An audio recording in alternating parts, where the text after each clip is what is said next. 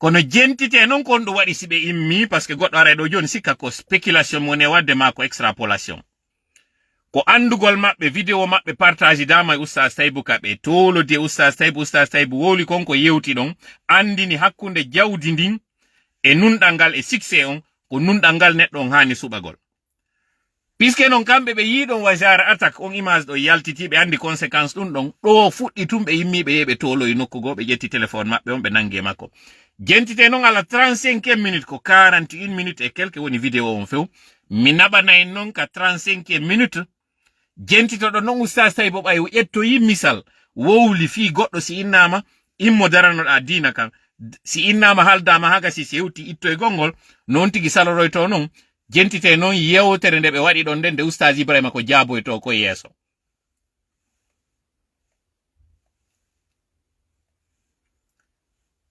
o de time mo ne wadde do o yawitete seeda kono yiyay don ko on du wadi tawi ko mi inni kon si tayno wodi lorral hakkunde an Oustaz Ibrahima ko galdo jentite ya abati fa alma sata yifulbe no wiya duma tinike antinike sa woni don do bitendere and ta ko mo be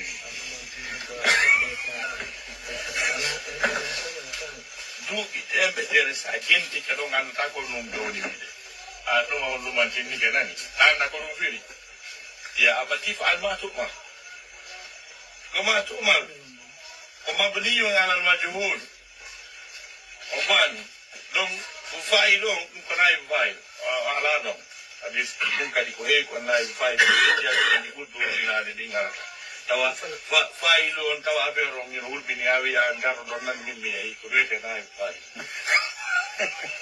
ya ro adun tawe dong ni mo mi ai na ufai ala ya abati almato satajiduni gente satajiduni insha Allah min as-sabirin parce que andi wiu kongol jabi e lata kongol no setti gente donc ok baba mi jabi joni warela way ko jabi kono est ce que ko yesi wono yi yo wade e ari mi dara e woni si mi ari wese e woni si la di pinganta mo fi yo ware mo e più tutte fi kana o wi o jabi kono execute ko dum don haka salato ko don hajo woni na jabu gongol tu don o wi oyi inobe o yi kabe jodi o yibe akawo yai mi do jabi hakkunde kabe jodi do e kabe toli no nane nda konto buri wonde comfortable kono be imani do ko mi jebbi lido munni do jabi ya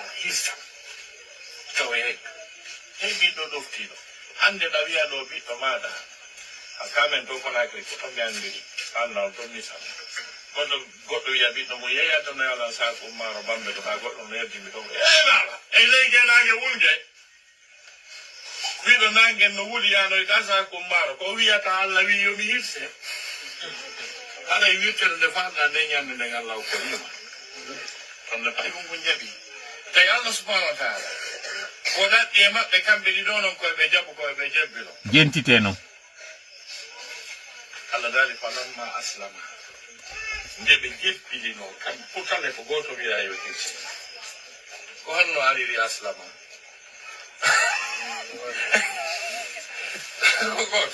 ko goto do no jebbilade ka hissete do falamma aslama watallahu lil jabin ko fi honno to sika hissugol biddo mun kani no weli wi biddo bajjo kadi na do wonno mi yewde nda nyande wonno jabudo hissugol on ko jebbilido jabudo hissugol biddo mun bajjo on ko jebbilido jabudo kadi hissede ko jebbilido ko do si alifu isnayn non ngani shoni musanna falamma aslama watallahu lil jabin wa nadainahu ayya ibrahim qad saddaqta ruya min kon fala kon kasi ay sai salma men dia isai on denje bilan di samon non ko matte ko jentite no be jetta exemple kina no vela inga no si eu ki kasobe kayal kingolti bon situation on vai do ni pronto kala kini suki do nane yide munan ni muradu kondo to malaki ne masi nane ko to gindira e maso ko laki nan salama ɗum ɗon noon ta ɗuɗɗin o nani ka Oustaz Ibrahima wi ɗum ɗon non wata ɗuɗɗin miɗo andi o yawitotogo e koko mi yaltini kun détail wonɗo on sikkay kadi ko goreɓe ɗiɗo woni e yewtude le diable se trouve dans les détails Oustaz Ibrahima hanaka hulon ɗi bandiji ɗi dakkali ɗi dawaɗi haka tawata hay goɗɗo go si immike no wajorade ƴoyde parce que Oustaz Taibou ɓe hafizahullah wa ra'a sabu Oustaz Taibou c'est un grand diplomate mi andina on non ha wetango hande ɗo mi yewtidi e Oustaz Taibou en 2009 no gasama 2010 mi yewde Oustaz Taibou on tumari ko moranowal ɓe jogi peut-être même avant ɓe seni e lavage binde ka ambassade États-Unis tawi ɓe addi ngal moranowal lotugal ngal ɗon mi ari mi ɓatiɓe min yewtidi ka goɗɗo addata otowal mum lotugol fottita e goɗɗo go kadi arɗo lotugol ko ɗum ɗon tumi Oustaz Taibou min yewti koko mi yewti e ɗi réseaux sociaux ji ɗo fop malgré toute l'admiration que j'ai pour lui hande min yewtidani sakko wona ko kamɓe haray sowndimi ɗum ɗo mi ar mi yewta kono gonga on hino e kene Oustaz Taibou fait tout pour corriger ce que son ami est en train de faire. Il fait tout pour rester dans son erreur. Oustaz Taibou ino profite de à chaque occasion wajo andina ellaji din dénonce di holla di de manière diplomatique, de manière intelligente et politique. Oustaz Ibrahima profite toujours pour montrer sinon ça coûte quoi.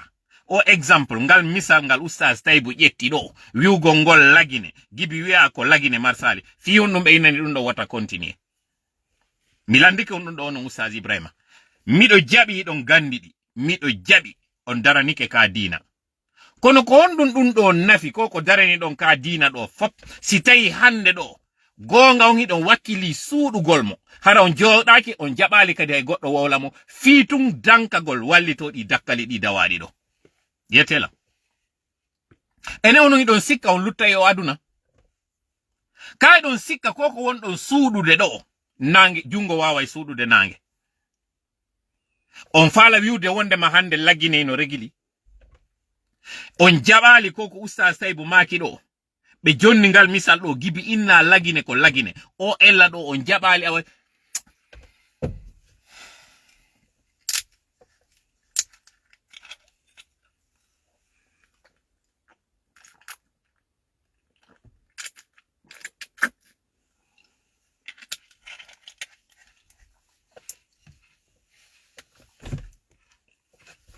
fuɗɗo la live o ɗum ɗo mi accimo kala mo yo tasko joni noon iɗen arde fi ko feƴƴi dala bakon kono mi faala en artaw e o suka luttuɗo ka ndiyam ɗo mi yuɓɓindira ɗum ɗo noon e kañum Oustaz Ibrahima ko tawata ɗon ɓe reni kamɓe tigi otoje no senditede mbuuɗi no détournede ene hande onon wonɓe lagine ɓen hiɗon wadde transfert mbuuɗi hiɗon naɓanede mbuuɗi Orange Money so naɓanama mbuuɗi Orange Money ɗon hendade ɗin mi yetama hande ɗo ni sa yehi Orange Money probléme on taw ko heɓugol suusuɗo déposugol mbuuɗi hande ɗo Orange Money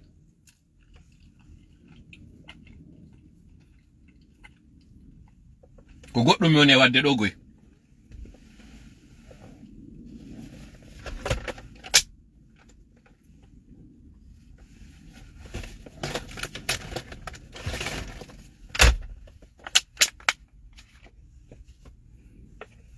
koko mon e wadde ɗo o yiyata ɗo joni famon kon ɗum woni e waɗirde ɗum ɗo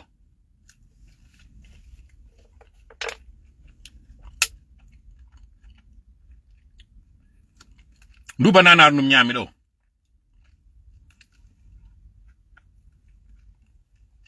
yafo ɗo lan ɗum ɗo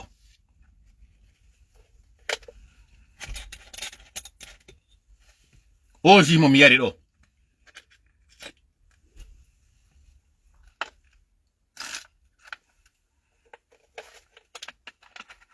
koko mi waɗi ɗo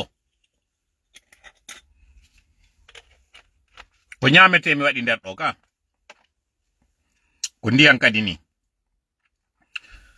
kono eske dun do simi yari dun do joni yeso modon do on innyinta ndu bananaru ko nyamete mi ƴakki ndu do mi tutti nder do o zido ko yarete mi yarimo e am pasa mo weli ha mi wadi mo e kundiya wundo so yimi do yara o do koko mi wadi do kon oui c'est dégueulasse ka n'est-ce pas okay mi fala jentintinde on do Sellu Balde yewtere nde waduno Holland yimbe buy wowli do fi ko ina kon do on minama minna don do woni ko intéressé mi kon yewtere makko ne ko kaw barindi no lan e saay mi do yewtuno o wowli ko dum mi fala yo hedito. Très bien. Vive l'FDG! Vive l'FDG! Vive la Cellou Dalein Diallo! Vive la Cellou Dalein Diallo! Victoire à l'FDG! Vive la Fédération de la Hollande! Merci bien. Monsieur le Président de l'UFDG, Messieurs les membres de la haute direction du parti, Messieurs les secrétaires fédéraux de l'UFDG en Europe,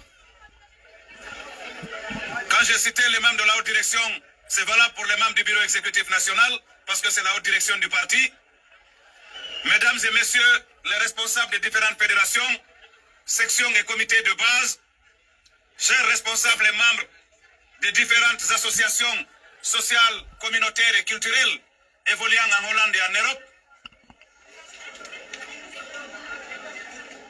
je vous salue au nom du président Ella Cellou Dalein Diallo. Au nom de la direction nationale du parti, mais aussi au nom des millions de militants et sympathisants de l'UFDG à l'intérieur du pays, communément appelé le paradis. Notre paradis à nous, la République de Guinée. Si je prends la parole ce soir, avec l'autorisation du président, c'est pour vous parler surtout des fédérations de l'intérieur. Je crois que récemment, nous avons eu quelques communications avec vous sur la situation sociopolitique de notre pays.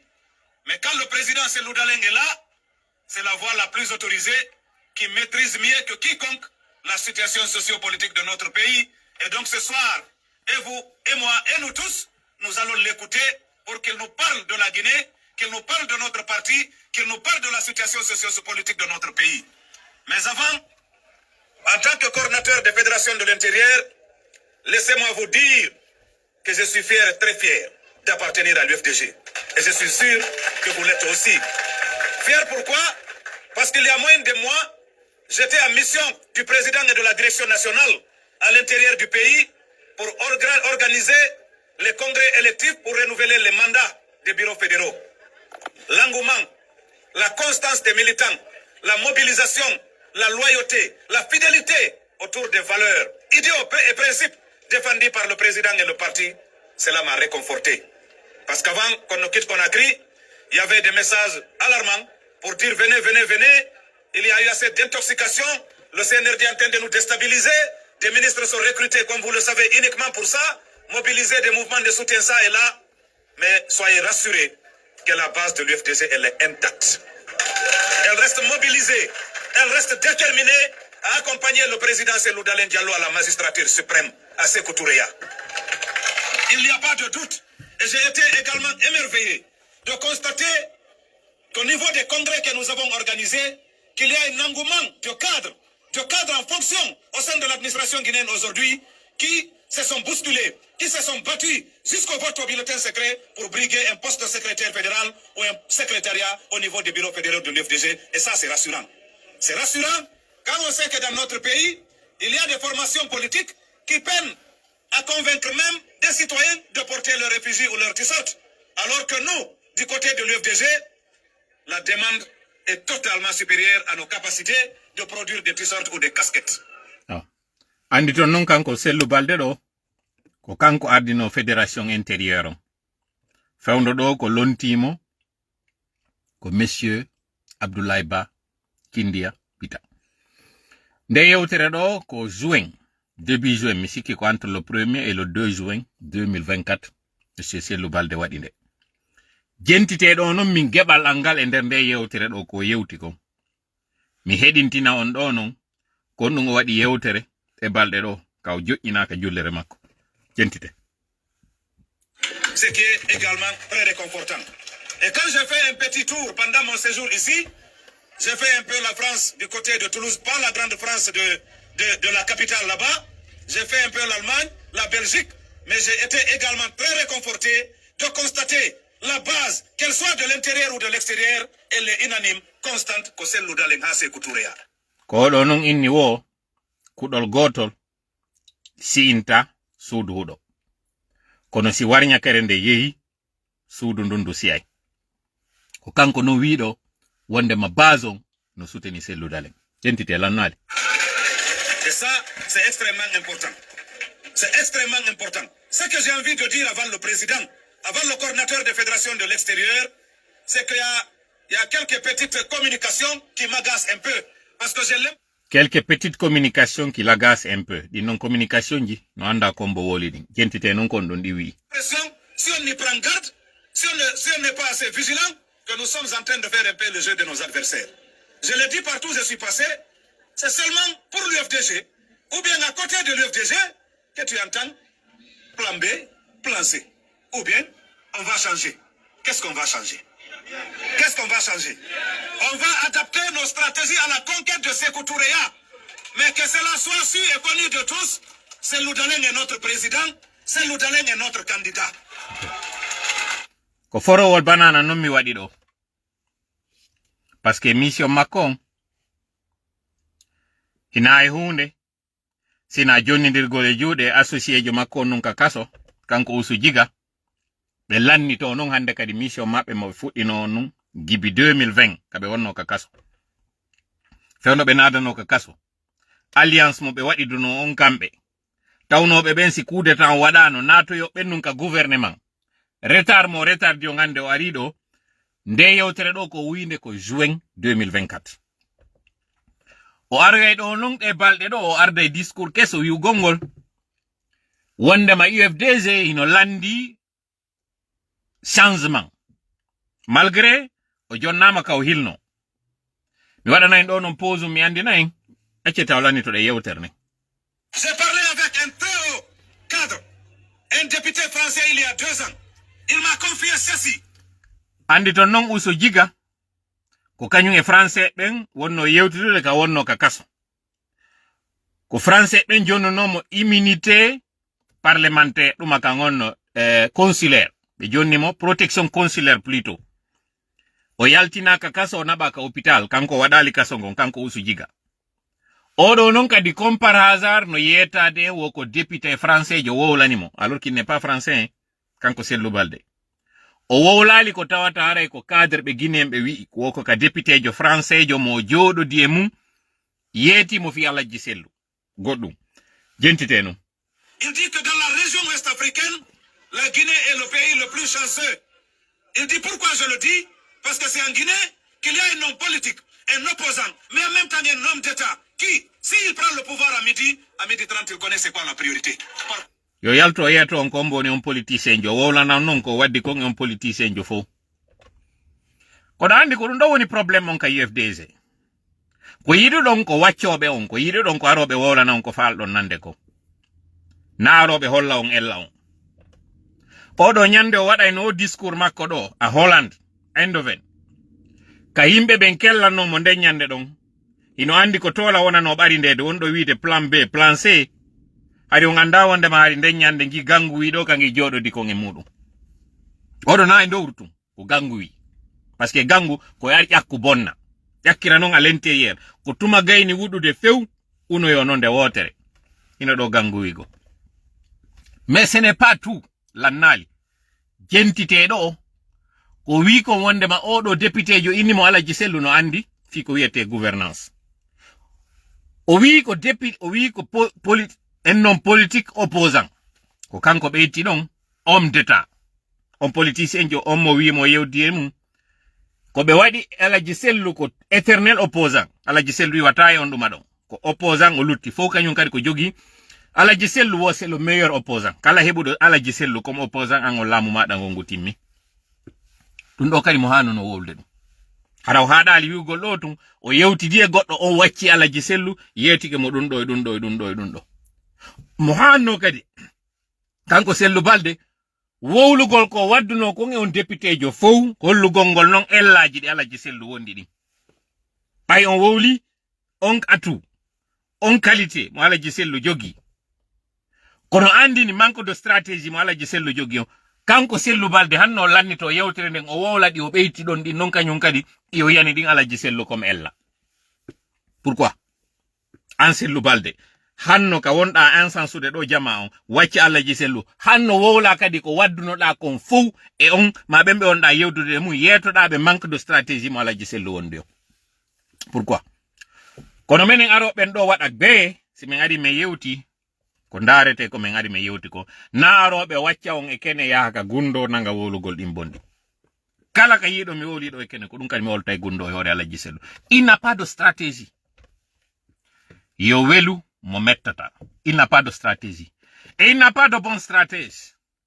Parce que ko Sellu Balde en do tuma tawno hari consensus fuddike wadde entre padre. C'est-à-dire force vive en nemmo. Parce que si mi wi padre mi wi Sellu, wobbe go yi atananirde hala konno. Joni wi en force vive on ko noddano kon force vive. Tuma fuddano nantondirede wo ko beedo fo wonno noddude Alaji Sellu wi asa wadi dum don ti va perdre la base. Hande do si a batondiri e Alpha on wadi alliance militambe ben fo dogaye hara en perdi ko beedo kadi Alaji Sellu noddayno landago situation on lagine ko no fewndi ko beedo wiyayno Alaji Sellu so ngari do tumbe nangayo wone to nunu contrôle la situation ko beedo fo kanyum kadi sasini Alaji Sellu ha Alaji Sellu dogi yalti fino be hebano be préparer la moƴƴa tere mabbe sa yalti a wowli dido nako wolda ko wona jentede ko awowlo do wona yede. Alaji Sellu ka wonno Sénégal don je maintiens il n'avait pas un lieu où il était plus en sécurité plus que Sénégal. Kabe woni hande do ni Côte d'Ivoire, il est plus exposé en Côte d'Ivoire que même en étant en Guinée. Si tay non o yeddu mi aro e do kanyum kadi mi jonna on kadi dim preuve ji konko mon e wolde donko. Si tawi en fotti en nanondiri wondema CNRD, Mamadi, ko françaijo, e ke mo mari soutien France, Francino protège mo. En dakori wondema Alassane Ouattara kanyum kadi, ko protègejo France. Si dido didi en fotti e majji wondema hi aranon ko gonga, dimmon kadi ko gonga, haray fotte wondema Alaji Sellu tanke yibe Côte d'Ivoire be wata hetude lawol ngol kalamu. C'est une question de logique. Hewta ha habe a bac plus 20 fiya wawu yide dum do anda.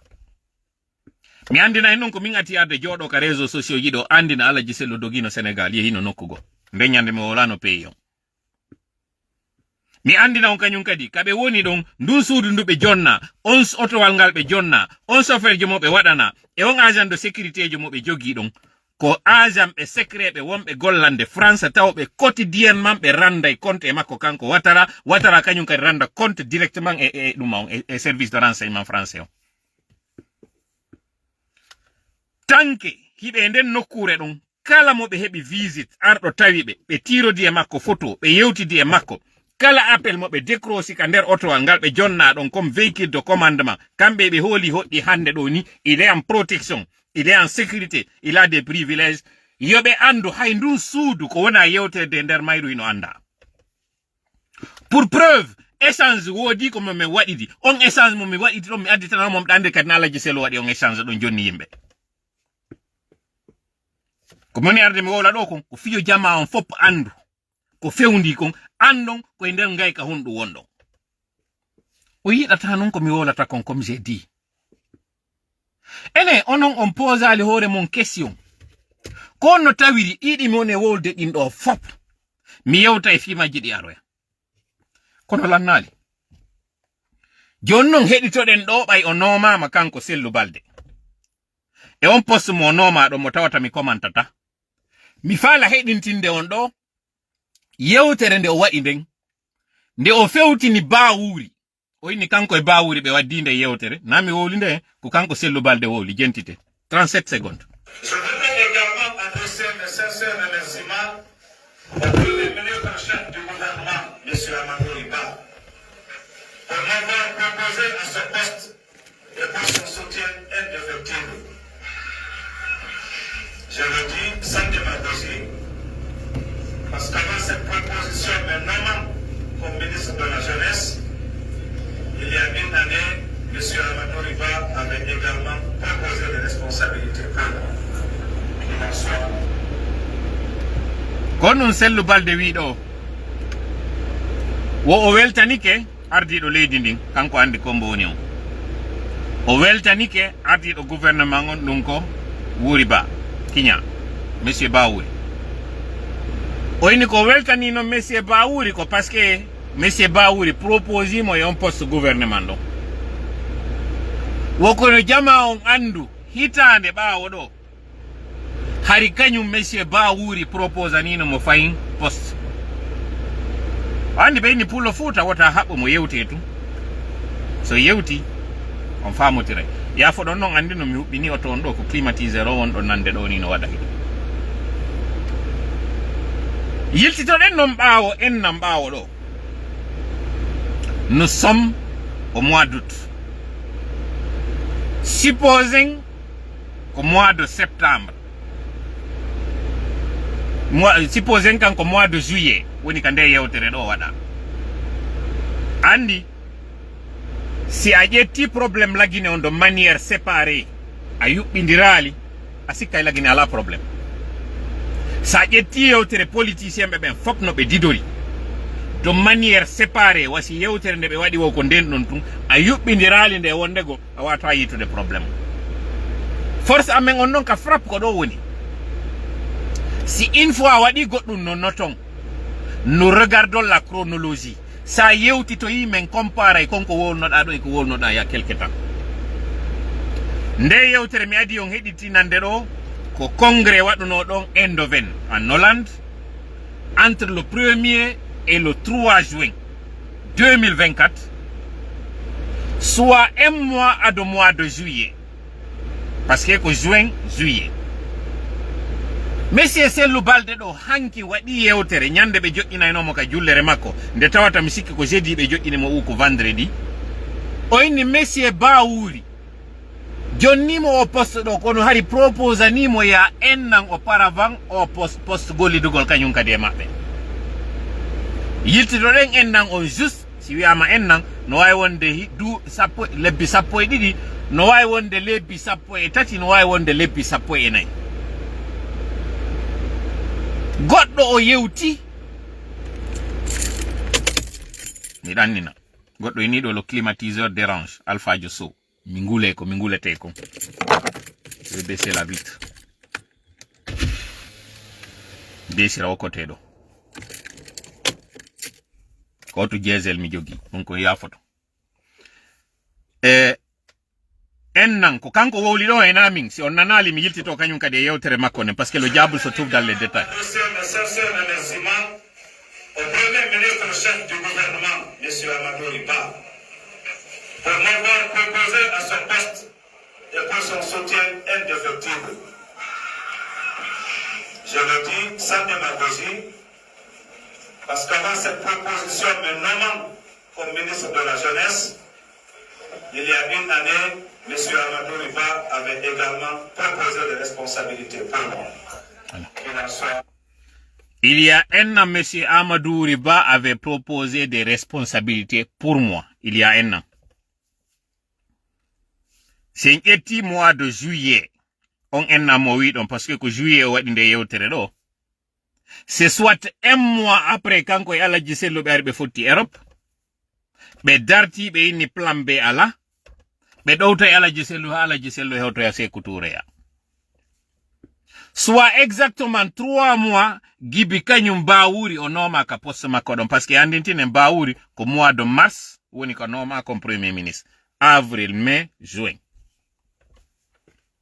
C'est-à-dire que un gouvernement wana no do wadede don parce qu'il a pris un mois fi jo'ingol on gouvernement don kanko Sellu Balde o yewtidama fi o tawtu o gouvernement mabbe. Ko do non woni yewtude fi paradis, ko do woni wiide no wallitaade Alaji Sellu. Jonnon question mo mi landi on kanyum Alaji Sellu en toute sincérité. Ko do woni responsable fédération jidin à l'intérieur. Odo ko député uninominal UFDG à Labé sari Alaji Sellu nde. Ko do natani Alaji Sellu kaso en 2020. Kono ko do wadi di alliance e kanko usu jiga fewndo babe makko faati bay oya inni e do non kadi mi yiltito parce que goddo yaltuno wi inde yewtere nde mi wadi nande gonga. Wonde ma kanyum Alaji Sellu yewtidi e makko kanko Sellu Balde kader kasoto yeso zagalo o inni mi do faala yaade tawe surrogol babe ngande. Alaji Sellu wi sa wadi dum don haray a jabi wonde makko Alpha Condé woni président nde yewtere bay mi wadi nde woduno blogger jo yaltudo do inni konko mol on ko na gonga. Jonnon do je lance le défi Alaji Sellu. Yo Alaji Sellu yeto en koko kanyum Sellu Balde wowli do. Ene o consultuno be fi dum do o inni mo faala yaade tawe ka gouvernement. Si o consultuno be dum do ko ndu wonno jababu e mabbe on. Ko kaado woni ko melandi kon ka juuta. Koko kanyum Sellu Balde yalti wowli do. Wi ya ennan ko dum woni hitande bawo do. Hari bawuri proposani poste ma golle ka nder gouvernement. Nde yewtere Sellu Balde nodduno Alaji Sellu yetibe dum. Ko landangal fowni. Si tawi be yetano dum do. Hanno be jaba on tuma o yahanon e on gouvernement bay hara o yewtibe. Si tawi position mabbe on ko be jogi wonde mabbe négociata e CNRD. E ki zagalo yawdo tawi on derton. Ka on don naati der ton ile de facteur effacé. Odo awa bay o yetike be dum don. Hanno be andinamo toute proximité kanyon e CNRD ara c'est une trahison envers le parti. Si tawi kadi o yetaaki be est-ce que be andi élément be mabbe wonbe ben ka der parti mabbe. Nanen non ko mi wadi do o yarugol mi jetti kan du bananaru do mi nyami. Mi nyami ndu do. Mi yari dum do. Didi no mi bennidi. Si mi consideri dum do ko yewtere ni. Koko mi wowli do. Yewtere araner nden.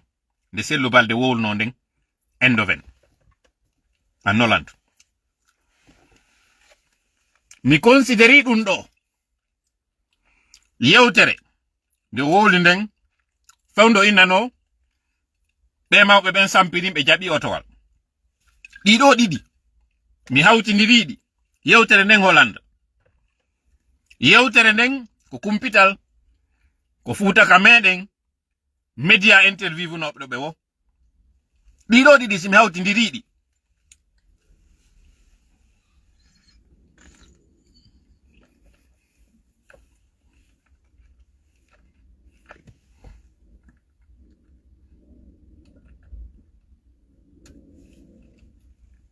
mi tultiti nder do. Dido didi diaro. Dido didi. Ko tawno nanen no nyamo ko e no yaro. Si mi hawtindiri dido didi mi yejidi do. Hala an kanni ko nyamete angonni mi yeji dum do. Enesi mi udditi kun do mi tiggitike ko mi yari kun do yeso modo. On hibatala. Ko nyamete mo mi nyami nduba nanaru mi nyami ndo andu lanni na ko boni. Mi yari o zido harnane mo heewi mi profiti mi yari mo ha heddi ke yerdum do. Koko mi watno nanen do ko ndiyal laabuno dan mi jetti mi hawtindiri fiyo yiw jilli jonno mi jetti do ko kanyun tigi mi hawtindiri ha wa'i wa kuler o ya nanen do hayota ko goy. Si mi jetti dum do mi tiggitike yeso modon do mi yari. Est-ce qu'on ne fait pas là? On ne fait pas là. Alors, figurez-vous, au poste de fille Sellu Balde hendomo. Il a fallu que nyammintina mo ko wowlu no kon. Foko woni ndaru de ko tawata kon, o nomama e ministère inneteɗo ko ministère de propagande ko ɗo kañum kadi Muktar Diallo waɗano mais na non mi woni darede yeɗi toon na ɗo mi reni o poste ɗo fiyo jonne mo hari ko duwano jonnede ko commerce on jawo balde jonne agriculture on parce que ko ɗum ɗo woni ko jangani ko golli kon ka fawo ko fi agriculture ɓe jonnino mo chef de cabinet ka sengo environnement o wi'ama wondema ko ɗon ona waɗede ha procès remaniman on si procès remaniman on hewti ɓe jonno emo puste ɓuri on ɗo yeɗɗude ɓe inni mo yo yaw telimile o waɗana ɓe duwaji o waɗana ɓe jangugol Qur'an o waɗana ɓe mobilisation fi affaire koko wonano wi'ede ɗo wo ko caravane de la solidarité et de la paix sabu ko tawata kon himo mari une certaine retenue o golli institution international ji mo mari kadi jawdi yerɗum ɗon o yehi o waɗiral no ɓe wiri mo non tigi poste mo waɗi on o jaɓali taw yaltitude ka micro jonna o yewti nde yewtere nde tawata o wowli ko laaɓi poste ko ɓe falanande kon ko ɗum haɗi ɓe récompense mo ɗo han joni sellu balde kañum kadi no habborano yo waɗu goɗɗum on fop o yi ko yehi o waɗoy kon labe kono mo yewtuno yewtere e media o fewti mawɓe ɓe sampirin ɓen o wi konko ɓe waɗi ɗum wonde ana hana jonnon dossier makko on ino juuɗe maɓɓe ɓe fodimo o hendoto commerce on figirez-vous ɓe yerwi e mori konde tawɗo fayda waway wonde ɓiɗɗo makko ɓe naɓi mo o jeejoy ɓe mawɓe ɗo o tuubani ɓe konko o wowluno kon o waɗi o excuse e maɓɓe sellu balde tima desu a joma isiraɓe jonnon ko honɗum an jannata ɓiɓɓe ma e taniraɓe ma hande kan haala ka wowlunoɗa ɗon fop e hoore ɓen mawɓe on tuma goreɓe baben ma ɓe jannima a yiltitoyke ɗo a andiniɓe ko an faljuno a wiɓe ɓe accane konko tawata ko kamɓe hanuno fewtude jamma o fo wi'a ɓe accani a sakkitorama jonnegol non kum pettuwun ɗo na e paɗal waɗanaɗa sakko wiye ko jullere est ce que ɗa wawi yarude konko wowluɗa ɗon a wawi yarde ko ɗulle woni ko waɗɗa tuta nyama simi yewtima ɗo yewtereji go aynayi mi yawikema kono ko message homɗum jonnata hande kadi génération ji ɗin ko ɗum jonnata yimɓe message e politicien ko anno wonno ardade yimɓe fiinugol ɓe yaltuɓe dartano jaggu o ambulanciejo waranoɗo labe fewndo Madi Finjane darino ha on wara ko haala on ɗo waɗnoɗa on toma e hoore Madi Finjane Mori Konde ɓiɗɗo ma tanirawo ma israwo ma haye parce que Mori Konde sumano mo jommi on iɗa andi ko mo labe Mori Konde ara exigana ma oblige ma ya yaw tubana goɗɗo alors que kanko hanno ma tubangol où est la morale dans tout ça où est l'éthique, où est la déontologie, où est la dignité avec toi? Quand on est inondé, à l'IFTG, il n'y a pas de plan B, il n'y a pas de plan C. Et que Allah seul doit se rassurer que vous allez l'accompagner jusqu'à Sékou Touré. Quand on a accompagné do John Allah Giselu, jusqu'à on sait qu'il n'y a pas de Sékou Touré à John Nado et Dombe. Mais il faut la noyer au terrain de mon éau de ko fino févira. Parce que ko Sékou Touré et Sékou Touré yaltoya. Sékou. Ɗera ha yaltoya ko ɗum wono waɗɗon ɗo Allah Giselu on ɗowtali ɓe Sékou Touré on seekimɓe lowre nden ha ɓe yaltoyi kono non wonno e wallude ko sifa mon non kañum kadi no heddi koye nder ton wonɓe faminde ɗo wondema alliance wawata gasude fi raɗagol ɓeɗo on écouti o wiyeteɗo on Siba ɓe avogi mbuuɗi ɗi padre jonnuno ɗin ɓe hendike ɗin ɗon 1 milliard ɓe hendike ɗi ɓe sendi ɓe ñaami ɗin ɗon ɓe innali ɗi tuuni ɓe innali ɓe jaɓata mbuuɗi iwɗi juuɗe alpha au contraire ka ɓe wiwno on tuma ko mbuuɗi men en fof ko mbuuɗi leydi ndin hendoɗen ɗi ñaamen senerde no andi fewndo ɗi adda an e malaɗo e ɗon andi mi wola fi makko ɗo par ce que kanko kadi ko makko kon hino arde ko ɗum ɗo noon ɓe utilise ɓe naɓi on ka haut commandement Be andi no mbuudi ardi dimbe hendike di. Be holli on ka LCC won don onon kadi ko don fokkito don. Si tay on wuli angen ida mari fere yaltugol yaha. Fi hoddu yiltito ida don si tay ko gonga ko wonda wolande wobbe. Wonde ma Alaji Sellu dogi kaso no faala no taw ko onon hande kadi natata ngon kaso don. Eke CNRD découvri di mbuudi 1 milliard ji addadi on sendidi. Talibi Dabo ko dimme nasira. Anko dimme nasira la. Kanko malado ko dimme nasira. E kala be responsable be hande do wombe dogude suudo. Mi wawlata inde wobbe goyno ton e mum. Hibe andi me iso reconnaître fewndo ka innano do nango so yi omo be inata ko onno Suza Konate hula wala suudade mo andi no sere proche de rien.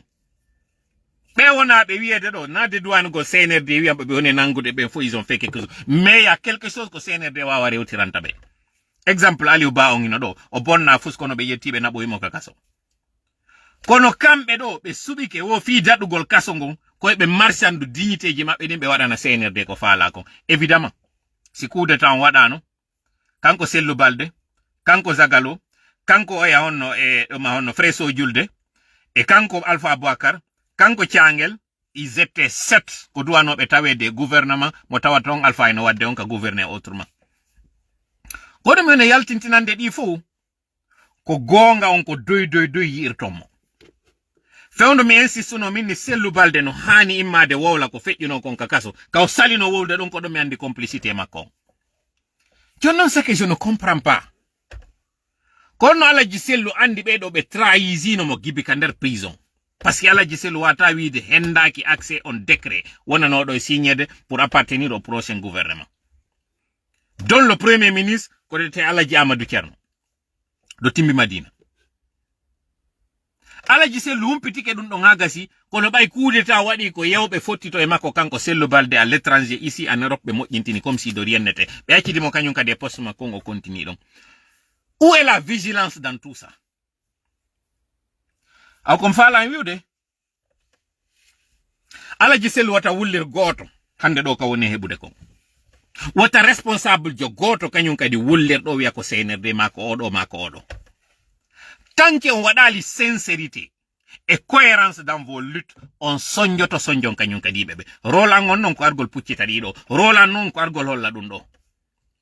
Parce que on fondu, on wawlata, vous n'allez pas faire le ménage dans vos rangs. Et ce n'est pas à nous de faire ce ménage à votre place. Si vous n'assainissez pas vos rangs, on sonjay hore modo. Jonnon mi arta e affaire ko tawatara ino fewndi do ni fi di ministère ji. No gasa on humpiti ke Sénégal wadi plan de redressement. Do mi ala yewtude fi ko woni kon entre Sonko e Diomaye Faye mi ala yewtude fi don non. Ko hollugol on tun jibol dungru won en dun e mum fewndo do ni pendant que en hebi 1h22 minutes. Mi wolata ande fi Dalaba on hande kadi finalement mi wata mi nattira yeso mi wolta do kanyum kadi fi pay kunkun joni dun don fo nattira ma jango kono mi fala en labbin dun do moƴƴa. Let make it clear. CNRD no nyorade ka mutoyta. Guinéen ben hido nyoranade ka mutoton. Hiden fotti wonde ma Sénégal émergent. Mo be wiwno on Sénégal 2050. Hino hecci fewko ko wonde wolde do fi mudum Guinée simandu 2040. Tun don hiden fotti. Hiden fotti jusqu'à date président be sénégalais ben si feƴƴi Sédar Senghor waɗanno ɗo pays on vision. Ari Abdoulaye Wade préparunoɗo terrain o fi on vision mo oɗa yiwno e kanko Macky Sall arɗo exécuté on vision ɗon Sénégal heɓata wa ɓeɗo tawtato siɗon faala non o ɗaɓɓitira e honto tigi de. Senghor ko kanko waɗi fondation Sénégal o balisi konko wiyete kon o moƴƴini plan sundum o wi ko ɗum ɗo faala o moƴƴini subasman o. Abdoulaye Wade ari moƴƴini on plan ɗon oɗa kañum ari inni ko ɗum ɗo woni subasman oɗa ari moƴƴini plan on inni ko étage ɗo wona e waɗede. Oɗa yeyi non ɗaɓɓoye financement on naadi addi matériel on fof fuɗɗi darnugol ndu suudu. Ɓeɗo tato Sénégal ɗo yo wawde heɓude wawoɓe heccude ɓeɗo il faut au moins 20 ans si ɗum ɗo wawa waɗude. Hiɗen fotti kañum kadi wondema Sénégal en termes de stabilité politique, économique et sociale ɓe ɓuri en. Mais yiltite écoutons on discours mo Ousmane Sonko waɗi fi on plan de redressement ɗon nanon haala ka woni e wolde ɗon kan. On anda e wondema Sénégal est dans une situation économique catastrophique. Malgré ko ɓe découvri pétrole, malgré gaz mo ɓe mari mo ɓe exploitata on, malgré ressources minières ji ɗi ɓe jogii ɗi, malgré port maɓɓe on, malgré agriculture maɓɓe on mo tawata eno développé, hande ɗo hiɓe huude faabo e occidentaux ɓen fou, hiɓe huude faabo e riisiɓe ɓen e chinois ɓen, hiɓe huude faabo e kala on mo ɓe tañƴini ko bayerjo fi wallitagol ɓe. Ɓeɗo si ɓe heɓi difficulté économique, konto ono reynuɗo lagini. Si ɓeɗo daɗali malgré stabilité politique, économique, sociale, malgré sariyaji ɗin ka maɓɓe, avec toute la bonne volonté mo ɓe ardi on, engagement maɓɓe on, ɓe décidi wondema koye ɓe waɗu austérité budgétaire, ɓe comprima e ministère ji go, fiyo ɓe wawa redressude leydi maɓɓe nin ɓe wawa yeytude ka dalle ray. Mi andina en non ɓeɗo on vision Sénégal 2050 no hecci fewko ko na wiyede ɗo simandu 2040 na hay gotum. Malgré ça ɓeɗo yiɓe mari probléme. Onon konto yiwɗon ni lagine. Instabilité politique. Gibi inna 66 ans hiɗen yande 67e année on. Lagine heɓali stabilité politique. Économie on ɗum ɗon on hiɗen yalti e élection ji tati. Financiraɗi fonds propre. Ɗum ɗon ko padre. Gestion militaire. Transition ji ɗin ɗiɗi CNDD et CNRD. Onon non hiɗo yi enen ɗo ka wawɗe yarde yeso. CNRD non ɗo e waɗu austérité budgétaire pour des raisons politiques kamɓe ko non ɓe waɗi. De 33 ministères, il passe à 38 ministères. Sa watti ɗon secrétariat ji ɗin ɗiɗi, on est à 40 ministères. Sénégal ko tellen 20 millions d'habitants. Siburali ou 22 millions. Yetelan ka commentaire ji. Superficie ɓe ɓuri en. Ɗiɗo fopi ɓe hecci en kamɓe, malgré on population maɓɓe ɓurɓe en ɗon, ils ont 20 et quelques ministères. Enen, nous sommes au double de ces ministères. Yetelan konto enen fokkitude. Onon hiɗo ngalɗi hande ɗo ko tawata ko mbuuɗi ala yiɗa yaade waɗugo retrait Orange Money, ala wawde retirude 1 million, 2 million, 200 000, 300 000. Onon hiɗo ngalɗi ɗum. Si onon ɗon ngalɗi harami ɗon ngalɗi e moɗon konko ngalɗuɗon ɗon. Ɗum ɗo fof ko mi faala o yeetade yon faamu. CNRD no anduno o alhaali mo ɓe woni ɗo e mum mo arde. Ko ɗum waɗi si ay mo man donne presse on fuitini wondema ɓe yeetike banque ji ɗin fof, conseil d'administration majji on pullo goto wota tawe. Pourquoi? Parce que ɓe andi ɓe fulɓe ɗo ko ɓe ɗo ɓe tañƴinino waɗa e fuite andina situation économique leydi ndin. Je vais vous faire une révélation.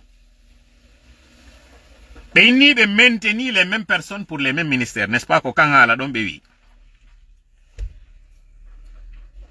Kono ɓe innatamo Maurice Sanda inni maintenant qu'il nous a confirmé, nous aussi confirmons-le, n'est-ce pas? Ils n'avaient pas le choix que de confirmer ces gens-là.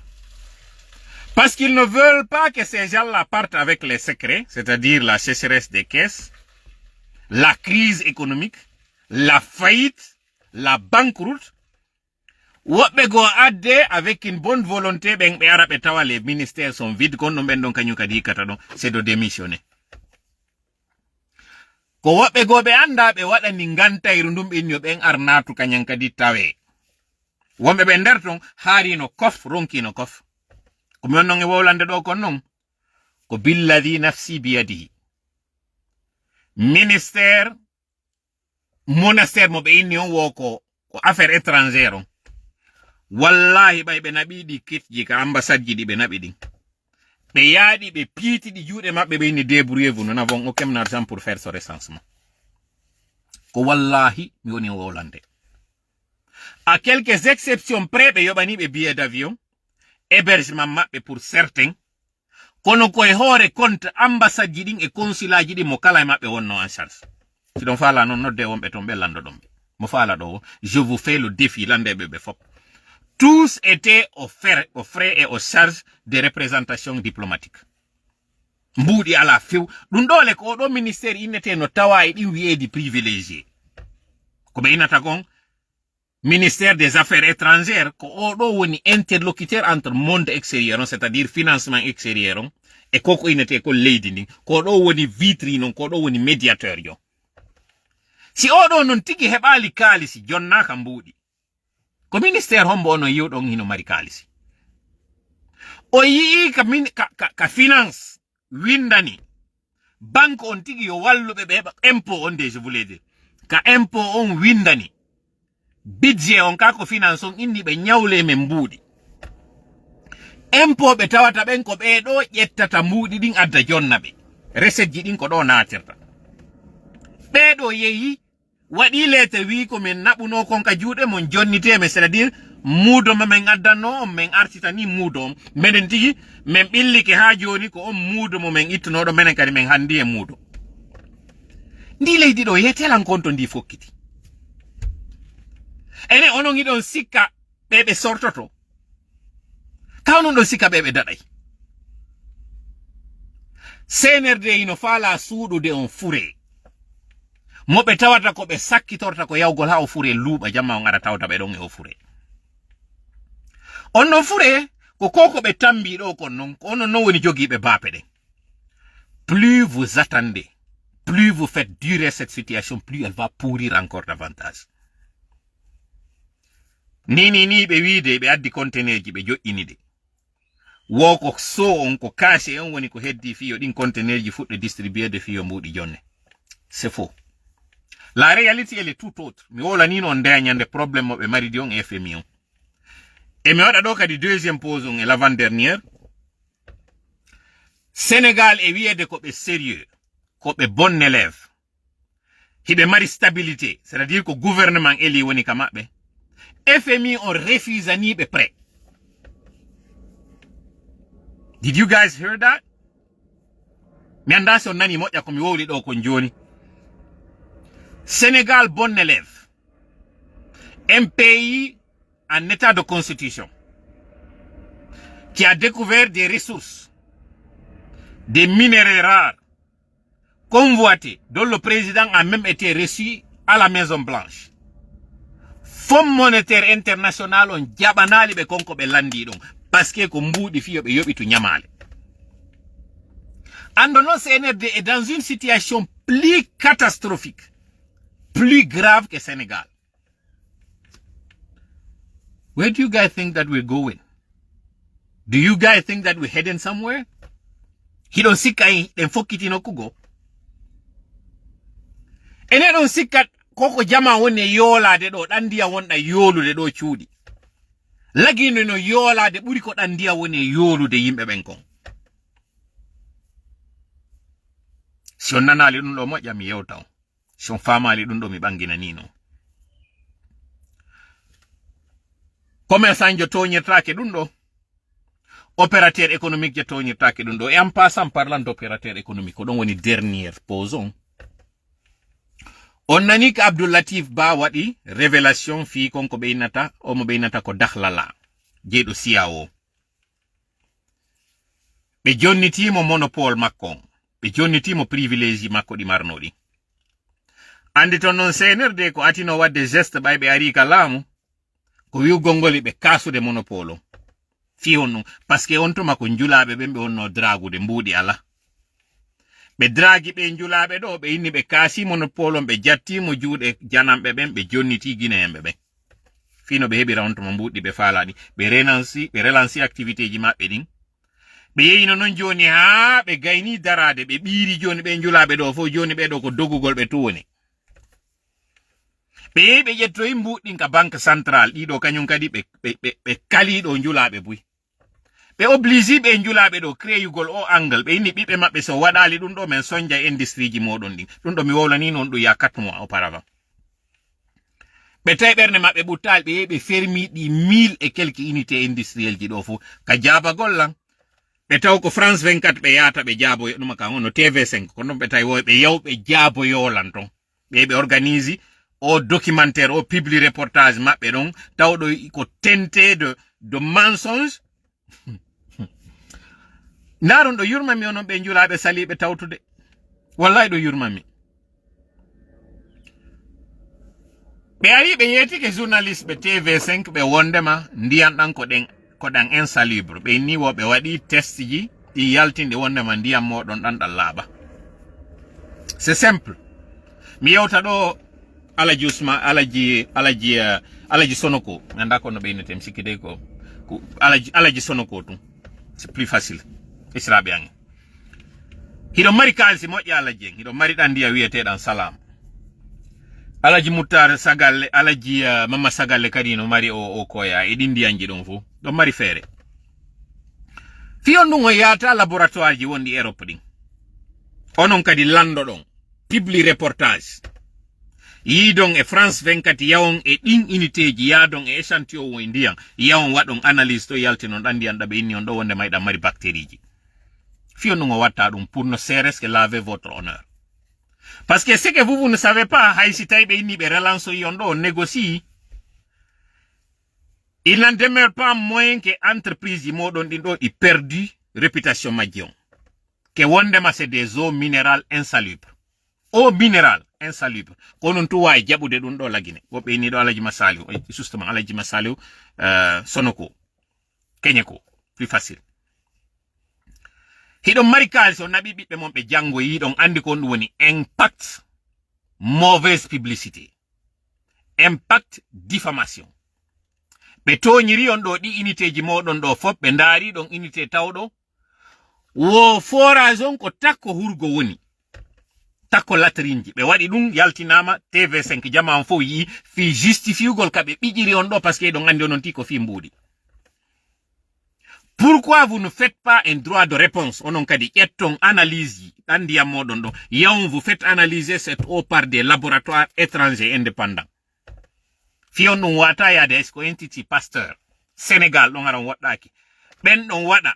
Analyse, échantillon, d'andia modon lang. Hollon TV5, hollon jama fo wonde ma konko be widon yawre ndiam mon c'est pas vrai. Pourquoi?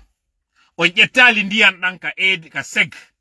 Yaltinon ɗan ɗo naɓon ɗan ɗon waɗon kadi comparaison hollon ɗan ndiyan ɗan jama foppo ne yarde parce que ɓe inni écolite no nangude jama on ko ndiyam moɗon ɗan hollon siya en coupable c'est EDG parce que ko EDG mari ɗan ndiya won ɗan insalubre au contraire na ndiyam moɗon ɗan. Pourquoi vous ne faites pas ça?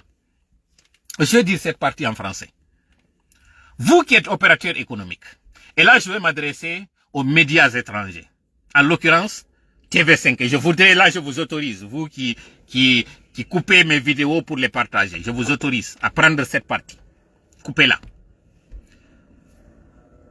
On a suivi récemment un article, pas un article, un reportage. Je sais même pas comment le qualifier parce que je trouve que les journalistes de TV5 n'ont pas traité l'information avec précaution. Ils se sont permis de dire que la junte en Guinée a procédé à la fermeture de plusieurs unités industrielles, plus particulièrement dans le domaine de l'eau potable. Et que la raison pour la fermeture de ces unités industrielles, c'est pour cause d'insalubrité.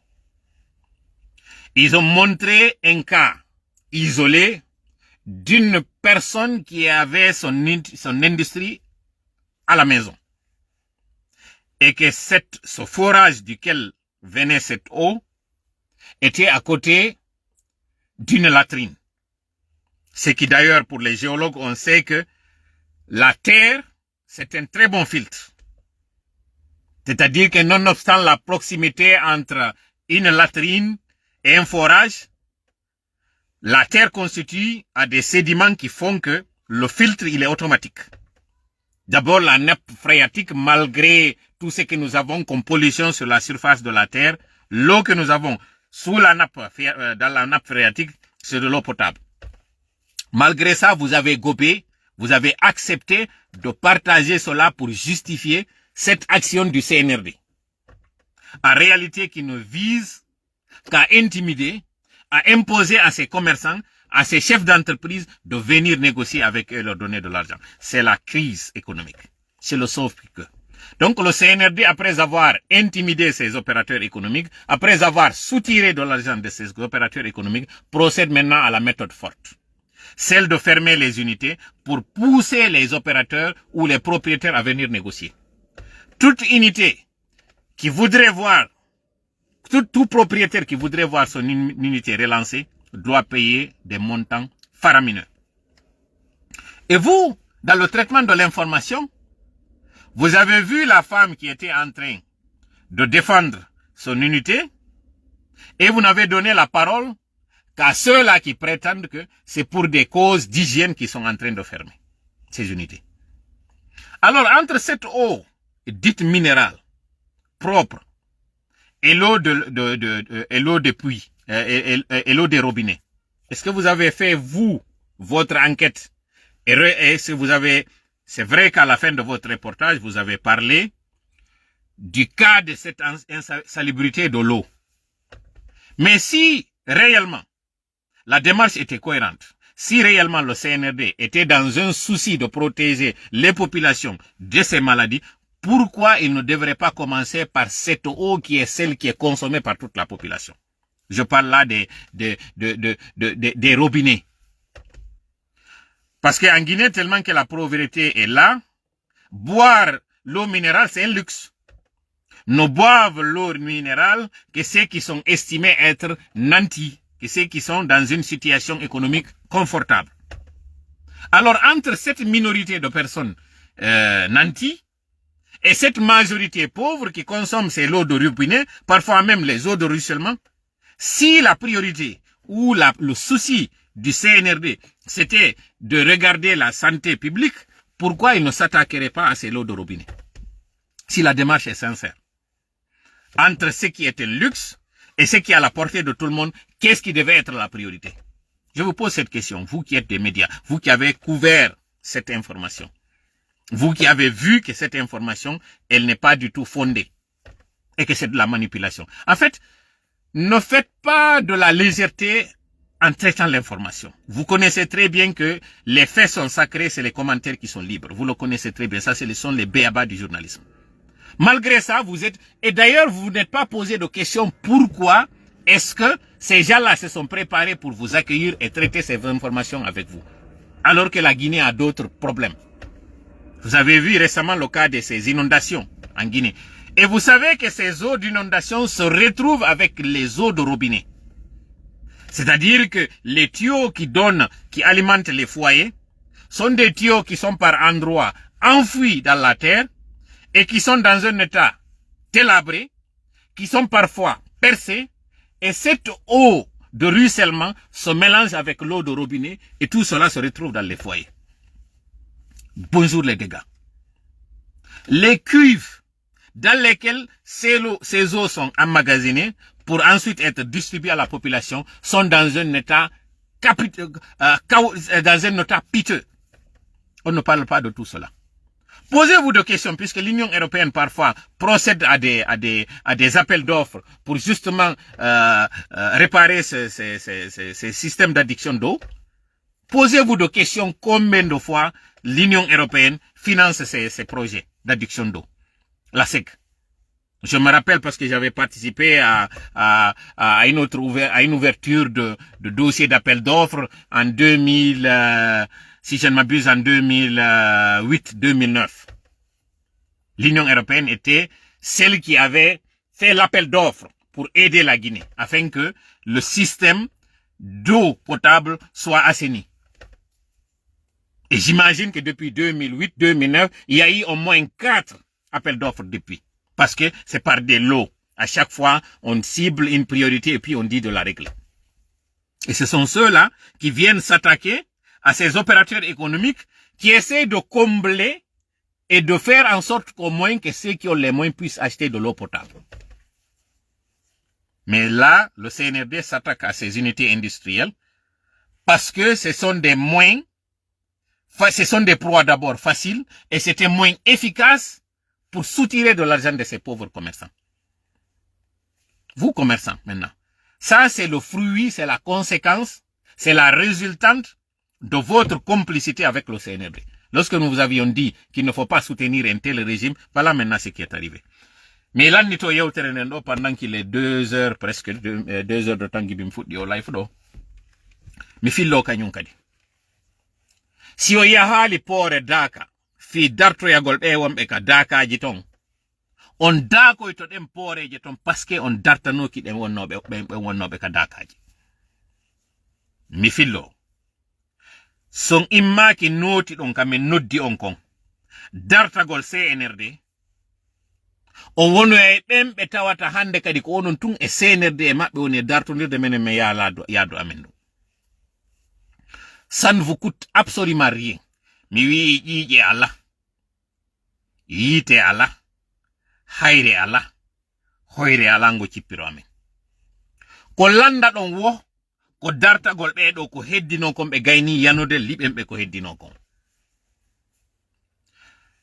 Onon ɓe wennoɓe ɓen ko on ɓiɓɓe cadre ɓe fiwata mawɓe mon naɓe kaso fiwata unité industriel ji moɗon fermé.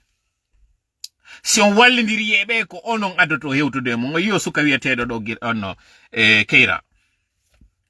Si o yetano ñande fi projet de constitution yewtoyte ara moye ley pide o holtono ɗum. En foppe yi photo mo waɗi on. Kon ɗum wari oɗo ko parce que CNRD acci waɗugol assainissement. Décidi une semaine je ɗi assainissement waɗetano ko tawata ko padre fuɗɗino ɗum ko propagande ɓe waɗata à la place. Voilà maintenant une victime. Mi fala non yon heɗito ɗo ɓe ngure makko nden ko woni wullude kon. Tant ɓe makko ko woni wullude konko tawata kon ɓiɗɗo maɓɓe on o laatike fure o maayi jentitoɗen. Une atmosphère de tristesse et désolation que le directeur adjoint de l'Agence nationale de la sécurité des systèmes d'information, ANSSI, a été retrouvé au bord de la mer de Kaporo suite à une noyade à Nongo causée par les fortes pluies qui se sont abattues sur Conakry dans la soirée de ce mercredi en endeuillant également plusieurs familles. Interrogé, le jeune frère du défunt avec qui il habitait revient sur sa dernière conversation avec Ibrahima Khalil Keira. Hier, il est rentré à la maison à 20h, il s'est lavé, il est ressorti, il est allé chez Maurice Bougani. Moi, j'étais couché à la maison à 6h, mon petit frère m'a réveillé.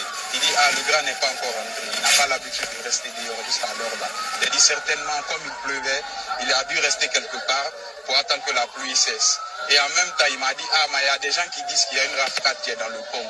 Alors on va voir si c'est sa voiture. Et ainsi, on est descendu, nous sommes allés voir si c'était effectivement sa voiture.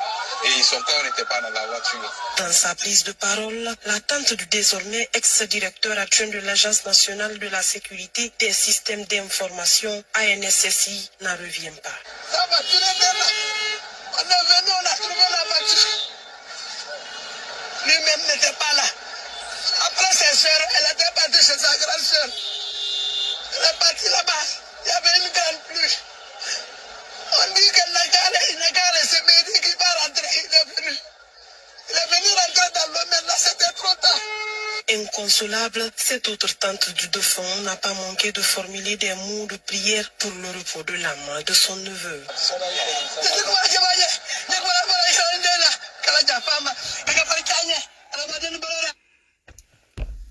No yurmi hako ko hebi modo kon.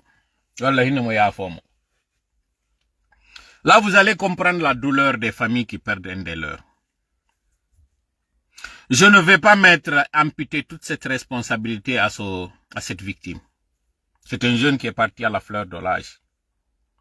Plein de rêves, plein d'ambition, vigueur, laissant derrière lui des enfants, devenus désormais des orphelins. Une épouse. Aujourd'hui, il est parti parce que tout simplement ses collaborateurs, ses associés, les gens avec lesquels il travaille, n'ont pas pris leurs responsabilités. Si toutefois le CNRD avait continué le curage des caniveaux, ses campagnes d'assainissement, ceci aurait pu être évité.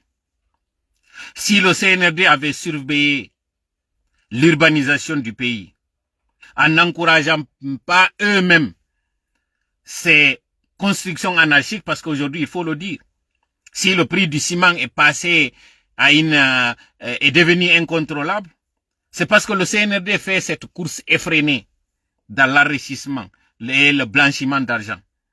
Ils sont en train de passer par des particuliers pour construire des maisons.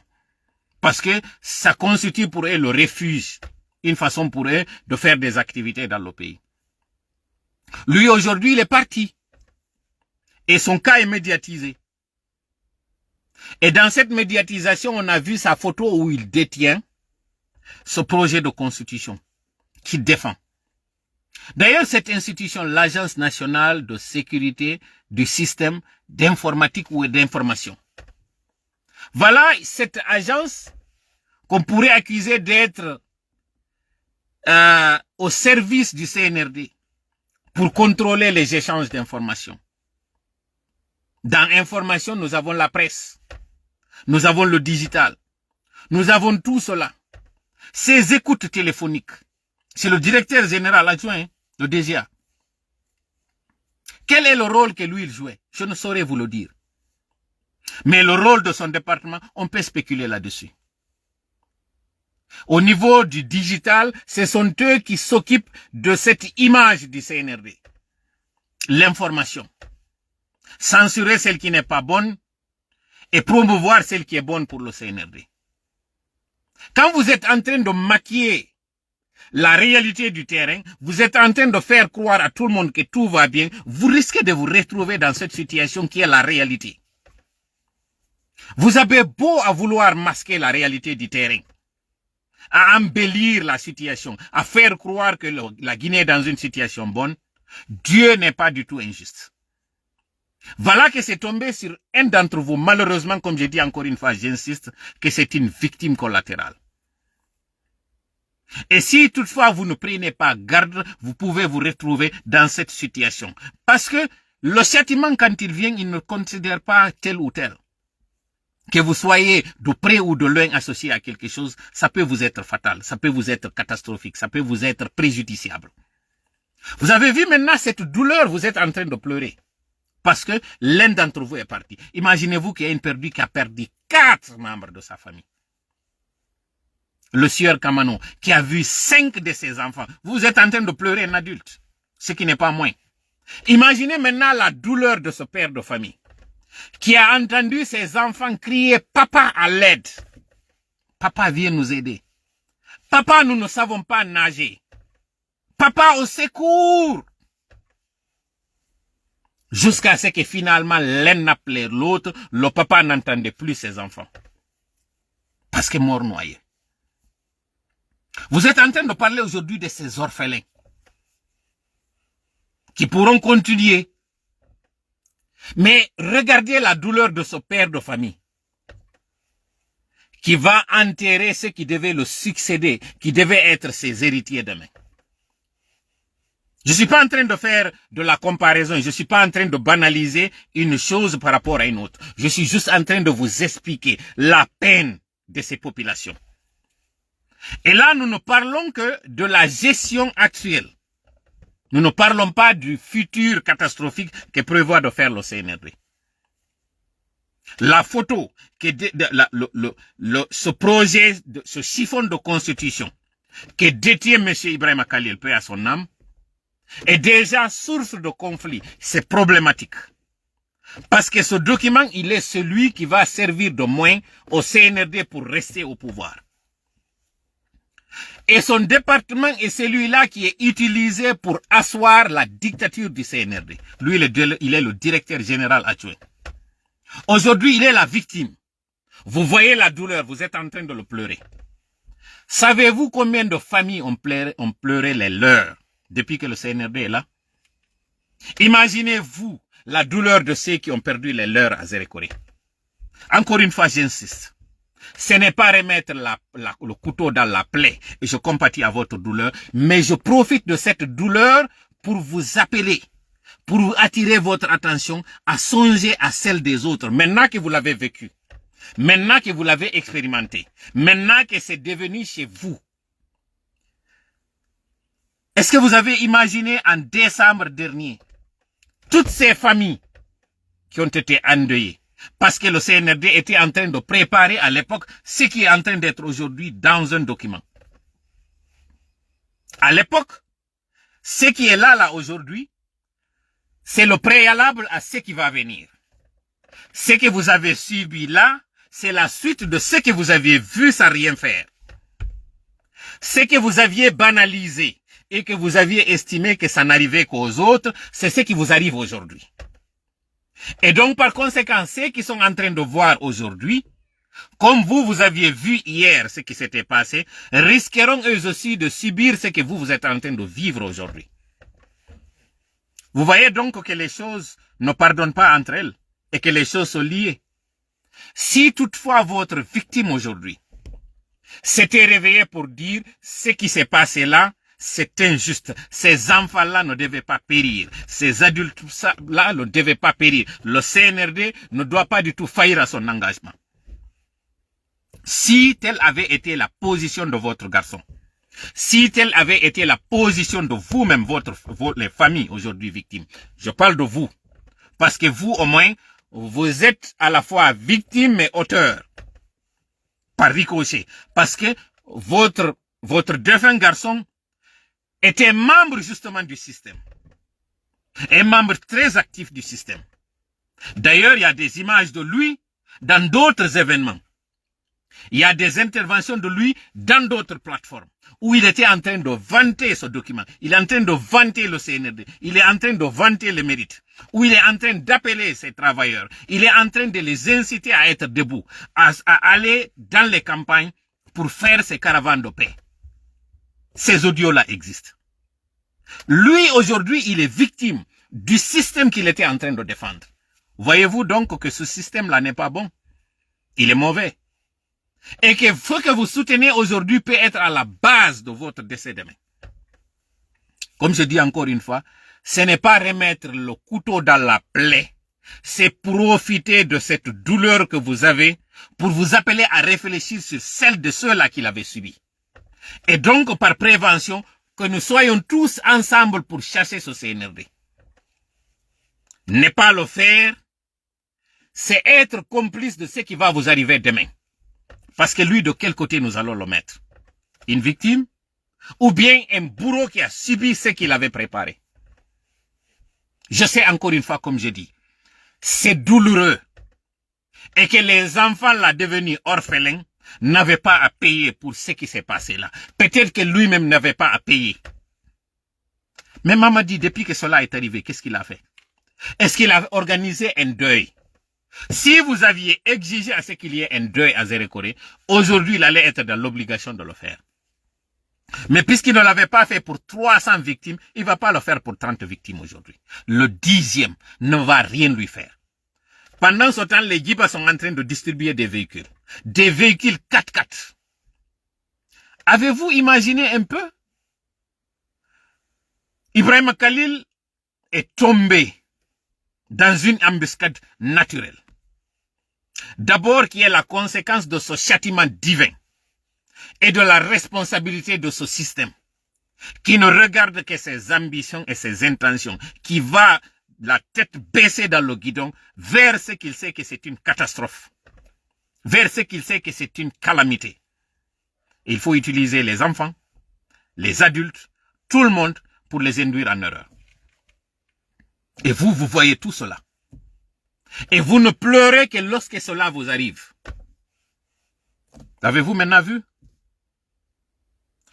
L'Agence nationale de sécurité du système informatique ou des informations, quoi qu'il en soit, c'est le prolongement de cette dictature. Et il est le directeur général adjoint. Aujourd'hui, on parle de celui qui est désormais ex. On va mettre encore un autre et le match continue. Pendant ce temps, lui, il ne va plus revenir à la vie. Ça, c'est à l'attention de tous ceux qui sont en train aujourd'hui de faire la promotion de cette calamité. Ça, c'est une sorte de wake-up call. C'est une sorte d'alerte que Dieu nous envoie comme message. Vous qui êtes en train de soutenir les commerçants qui avaient soutenu cette fourberie, cette injustice, cette tromperie, vous êtes en train d'aujourd'hui de subir la conséquence de votre appui à Dalaba. Vous êtes en train de subir la conséquence de votre appui à Maman. Vous êtes en train de subir la conséquence de vos soutiens à Télémélé, partout. Vous n'avez pas été épargnés. Parmi les unités fermées, il y en a parmi elles certains qui avaient fait la promotion du CNRD à Kankan, qui l'avaient aidé, qui lui avaient apporté de l'eau, en termes de soutien, pour ceux qui s'étaient déplacés à Kankan. Cela n'a pas empêché que vous soyez aujourd'hui parmi les victimes, parmi les unités fermées. Cela vous prouve à suffisance que ce n'est pas votre soutien à cette dictature qui va vous aider.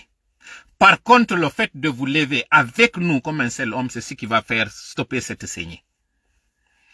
Milani tora yewtere nden ɗo heɗintingol ɗum ɗo. Mi waɗi ɗo buzz mi weltorino moƴƴa tawgol ngol nde ñande yewtere nde mi waɗi nden.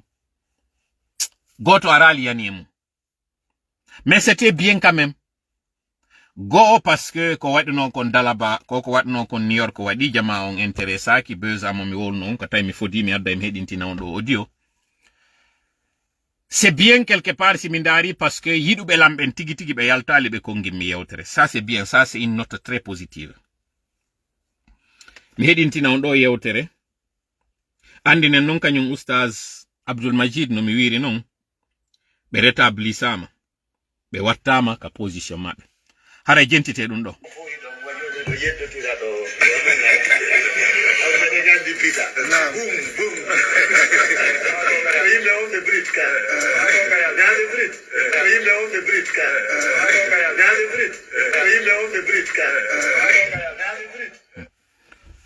On anditingo hito ɗo. So nanale mi yiltito e audio on. Ngo hito ɗo anditingo. On nani taw moƴƴa ko wowla kon. Mi waɗa jentito ɗon kadi fayin.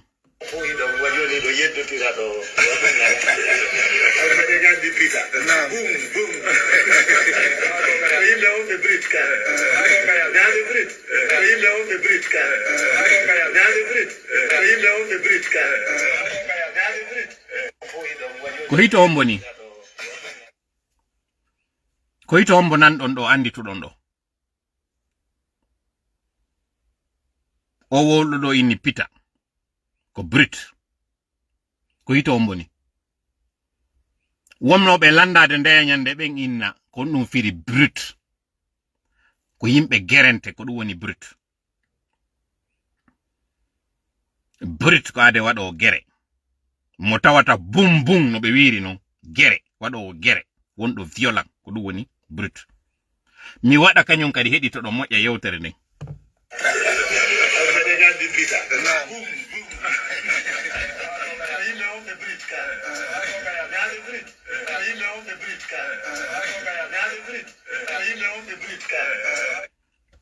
Sikkunoɓe mi joganoki audio miɗo jogi audio ko Alaji Badru labeni.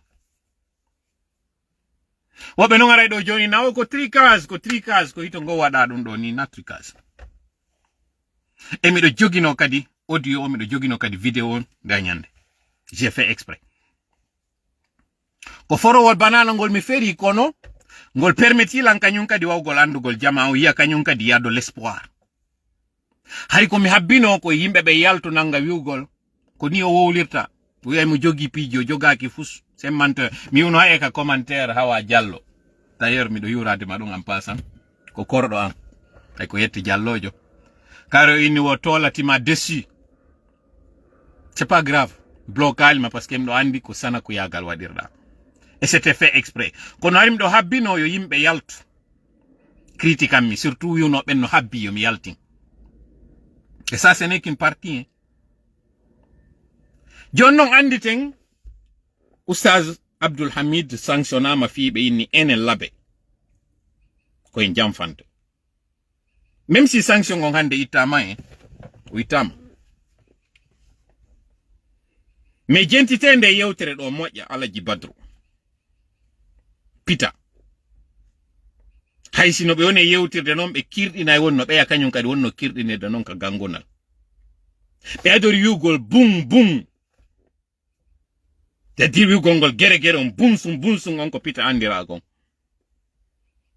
be wi non paske den andi pita ko yimbe brut goddo go wi der ton ina gonga be ni na gonga ina on brut c'est-à-dire il insiste yonali be kabe wi don tum pita ko brut haysi ko samakala goddo wiibe dal en interlocuteur wondo der ton yeti be inni na pita na brut be insiste gentite moja ko wawle kon nanon parce que no gasa dara nane on ay on wattana ila wol don on andali gentite moja kadi ko be woli kon nanon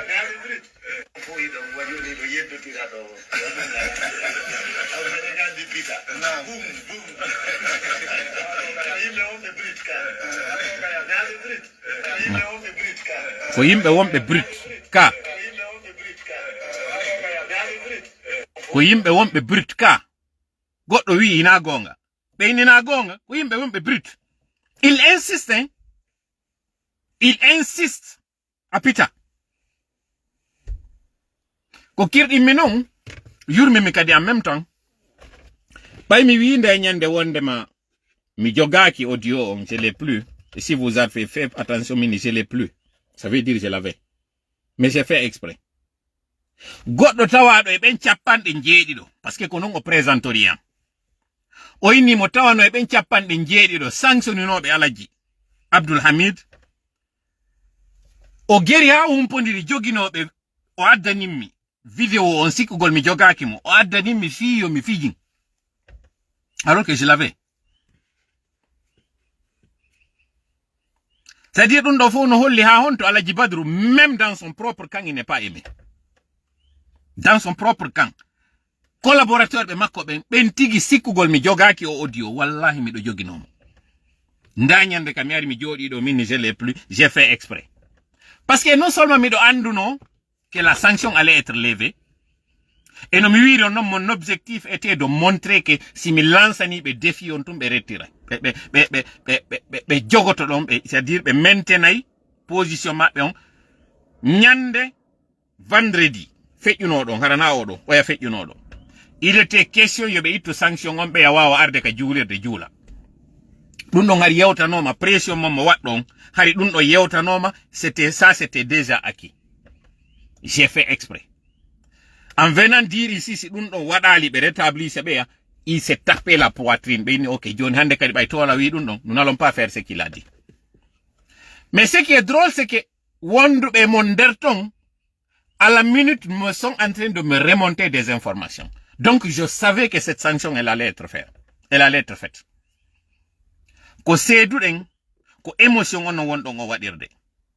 Menen ko hakkil me woni gollede do mi hawja fus. Fus mi hawja. Puisque tu me den hon formi ko on do wadde kon fop. On va venir ici et waday do cipirongo. Nyande go non si Allah jabi o remercier lanko ko mioni e wadde do kon. Onom sikube be ndo ko contre mo wona. Alaji Badru ino andi fewndo be wonno collège des imams be. Fewndo be nangondirdo e Allah hinno Alaji Ousmane Fatako ko côté mabbe mi wonirno. D'ailleurs on tuma kambe Alaji Ousmane kambe Alaji Badru ko kambe wonno hari représentation sukabe ben hakune collège des imams parce que kambe woni le plus jeune parmi eux. Hande do je suis au regret de constater que le plus jeune est le plus nuisible parmi eux. C'est dommage. Et que c'est le plus jeune qui est en train de manipuler les plus âgés. Alaji Serif Dalaba jonnano o plainte do ontuma. Be régli dun do goto humpitaki gibi 2023 o audio do existe. 2023. Soit 2 ans. Plus de 2 ans. Fumio wawlaka. Be dabbi dum am bon leader. Joni non onon hediti ben do. Si Alaji Abdul Hamid sanctionnama parce que be wowli yewtere nde be wowli den e gangulal. Alaji Badru do kon no mérite. Bilandike on non. Si collège imam on no fala o audio e vidéo on kanim do waybe nabande. hadi mi wada video on do yomo mido habbi immoto ben contest a inna ko intelligence artificielle ko tricage wada on to mi wada kadi video yomo mewja la vidéo existe film do be on kanyun kadi ko jodi do à 2 mètres de lui ou moins de 2 mètres no labi pos kanyun Alaji Badru no mi wiri no Alaji Abdul Hamid sanctionama parce que be wowli be ni enel labe joni Alaji Badru do fewtube ben pita wi ko brut be do konno be hana wadede si tay ko nundal wona ko sariya wona wadede na sariya sengo on nani dun do wiata on nanari non nanirno don non wajungu beeda wadu nongo Alaji Badru sanctioni goddo parce que o wi wonde ma enel labe ko en jamfante accen dun do Alaji Badru non fewta pita e nder tufunde pita e nder galle événement religieux beeda innama ko be sanctionira ko parce que be wadude khutba donc événement religieux beeda kanyun kad no ari à la fois événement religieux et social be fewtiti bibbe pita be ni pita ko brut be do ko no be ana wadede mi landike onon cappande jeedi do madun joni préfecture ji din sappo e tati di fuuta din fu bayray ko fi fuuta wona yewtede do joni na luje won ay yewtude fi mo ngalluje den tati labe e gori e ben cappande jeedi do fu jodi nobe don e comme par hasard 70 mi andina en non chiffre 70 on ka deftere alqur'ana mo mari signification onon anduɓe ɓen ɗon ɓuri mi andude ɓay kon karmo koɓe an no wiya haysi a insinani keɓe laabi capanɗe jeeɗi Allah cantaɓe si a faala insinantoɓe ko nelaɗo wonano yewtede si a faala insinantoɓe laabi capanɗe jeeɗi la yafirallahu lahum Allah yafantako ɓe ɗo non comme par hasard kon capanɗe jeeɗi ɗo jooɗi waɗi décision wonde men ɓeɗo yo sanctionné c'est dire ko hay ko wonɗo wadde kon hiɗon waɗude piège e nder golle moɗon ɗen hiɗon jogi deftere nden hiɗon jangude nde kono ngala gollitede ko nder ton ko yafaɗola je suis très conscient ko mone wadde kon ɗo et je sais très bien son jooɗike on analyse ko mone wolde kon e teddungal on ndaara e tawn hiɗon ella goɗɗo non ha hande feƴƴali wurtegol goy e ko doy kañum kadi ardirɗe ko ɗum waɗi simi adori wiwgol watteɓe ya dans sa place o watno ɗum o audio yaltata no few o yehi ha on épuise ni délai on parce que ko agenda mo wonɗon onon hiɗon tappi ɓerɗe moɗon hooli hoɗɗi goɗɗo defiyata on e hoore gangude moɗon nden ko ɗum jogi ɗon alors que non yeggitoɗon sariya no woodi wonɗo hoore mum inneteɗo on islam mo tawata ko on wonɗon e waɗude inde muɗum o yeggitino na ono wona yeede parce que on fosi don galle modon goddo wolatano fimu son alano e poste mo tawata ko poste dina goddo wolta min do mi woltano fimu fes jonnon ko dina ka wondon e wadude inde mudum kan dina na onon tippinika Allah tippinika o tippini non kanyun kadi o wi'i ko yo sariya on nyinne wasama arafaha wa wada al mizan o do non mizan e pese do onon o wakkilike on peesinayɗe ka faala ɗon ɗon eno faalira ɗon non ɗum sikka en jalida e ɗum ɗon sikka on accante ɗum ko falladi nafsi biyadihi fanni manti on artali e laawol ngol en tout cas min naalde ɗiɗo tato ma nayo mi arata mi yenna on ɗo inchallah kono mi ara mi yeeto on ɗo e hoore teddungal ɗin ɗi tawatay ɗon haali e mum par ce que o ñagol ngol wopa hay goto mo kala men en faljay hande ɗo ko ono woni e wadde faljere hande do ko mi woni on e wurtande naafi bay mi do buri on andude naafi bay mi do yawi on koko jannudo men ko me woni on e yiltitande si on jannano men dum do e sa'i go men andirano on peewal kaka bombe be jogiteno don men jogotono me woltano fi mum few pontiri ndin ko fewndi ndin tappete aali ndin ko yobore tawndi fewne handi fewasi ndi walline ndi tappe ko bay don andira peewal hidon pirande peewal wadi side yewtude fi peewal si tawno ko on aalinoɓe waɗi dakkali ɗi dawaɗi ɗi ɓe woni e pirde ɗo harayno miɗen jogino kañum kadi loyri majji on kono on wawata wiide hiɗon daranade goonga on hiɗon darani diina kan ɗo représente kan kala ñawowo on ñaworay diina kan ɗon e moɗon min fankanta on fes hiɗon wiide inde diina kan hiɗo wadde ɗum ɗo min fankana on ɗum ɗon o ɗum ɗo no landaki duuɓi landaki gandal kala marɗo feere ɗum ɗo dartanto ɗum ko ɗum ɗo jannuɗon men no mi wiri non kadi encore une fois koko jannuɗon men ko mi woni on e artintinande si on holluno men bonki holluɗon men koye men bonu mi yiyatano ɗum ɗo meɗen andi no aali mi yiyatano ɗum ɗo ko aali few par ce que ko ɗum jannuɗon men si mi yii ko waɗɗon ɗo waɗi sariya sengo ko par ce que ñande go on jannuno mi wonde makko ɗum ɗo hana waɗede si on jaɓuno fewndo innanoyo ɓe ya artire on tuma on accano neɓiri ɗo ni yiwɗon gonga on tongaki mo audio ɗo yaltatano par ce que 2 ans o audio no fanka fi muɗum kono ɓay tun on holli jaka goɗɗo no wawi wadde ella o sanctionné mi landike no mi wiiri non hande ɗo on sanctionni ɓeɗo pendant presque 1 mois fii ko ɓe yewti e nder juulirde yawɗon ha salani ɗon ɓe juulirde no wiɗon hay ɓe arata ton onon ɗo hande Alaji Badru e ɓe capanɗe jeeɗiɗo tooliɓe ɗo hatta e ɓeɗo koye sanctionné ko on nun hana waɗede ɗo e Alaji Badru ɗum ɗo en ala wolde fi innugol ko wiugol hiɗen liɓude ko inete coordination hiɗen liɓude ko inete tabital na ɗum ɗon joni ko neɗɗo on wonɗen e ndarude Alaji Badru ɗo ko nun hana waɗede e maɓɓe tori kala wonu ballo meɗen hawride e sawabu allahumma min allahumma salli ala sayyidina wa sallim. Wassalamu alaikum.